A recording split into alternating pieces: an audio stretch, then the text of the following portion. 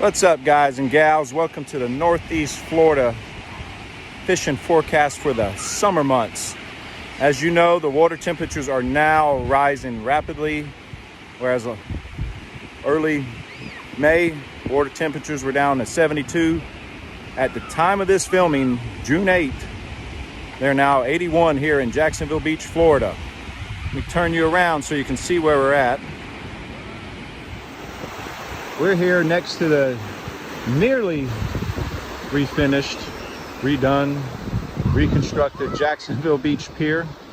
It was destroyed, the end was, in Hurricane Matthew in 2016, and it took a while to get things going again. They rose it starting right about there. You can see the slope right in here. It's now 8 foot higher out further, and they're hoping that will keep it from getting damaged. Hopefully we don't have to find that out. I don't want to find that out again. This is the second pier that I fished in my lifetime that was destroyed by a hurricane. The original Jacksonville Beach Pier, which would be south of me, was destroyed in 1999 by Hurricane Floyd. So what can we expect here in the surf zone for the summer months? Well, with the water temperatures, my suggestion, fish early and fish late. Middle of the day tends to stink, quite frankly, especially when you have dirty water. If you're new to surf fishing, keep this in mind in Northeast Florida. Northeast winds, east winds between 5 and 10 miles an hour, and west winds between 5 and 10 miles an hour tend to cause clean water.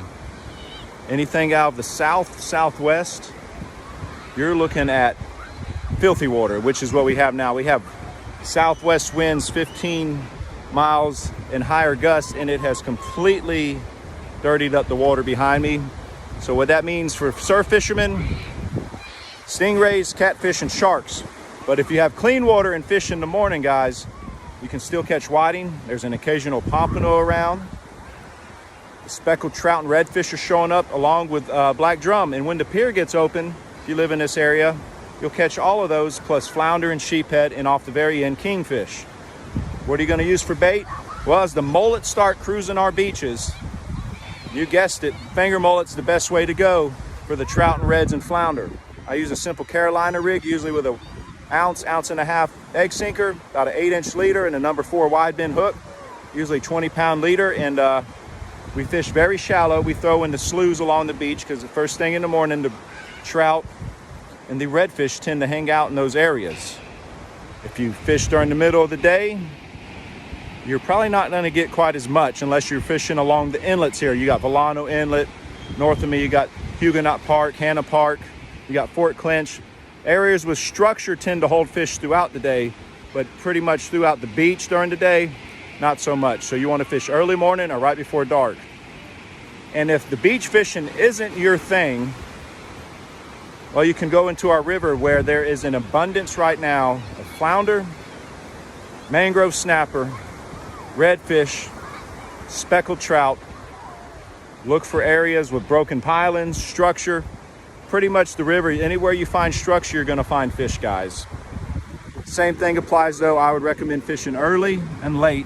That middle of the day heat tends to shut the bite down a lot of the times. Baits of choice, again, shrimp, because right now the shrimp are running thick in our rivers, and they will for the next few months. Use those for bait. On a float rig, the trout tear that up, or you can use artificial. Fish Bites makes a ton of great artificial plastics that work great, and a lot of people are having great success on them. Marker 54 sells a jerk shrimp that I've been using lately, and that has caught me a lot of flounder and trout.